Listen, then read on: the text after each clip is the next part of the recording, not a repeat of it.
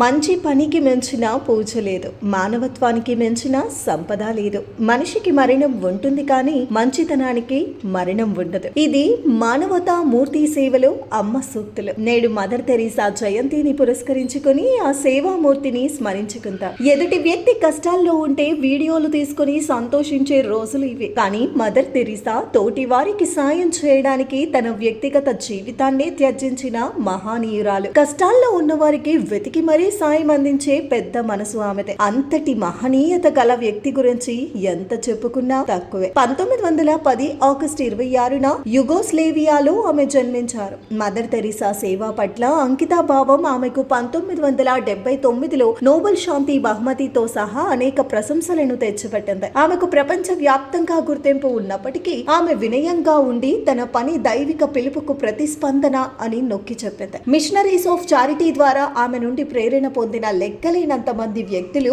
నిరంతర ప్రయత్నాల ద్వారా ఆమె వారసత్వాన్ని కొనసాగిస్తున్నారు.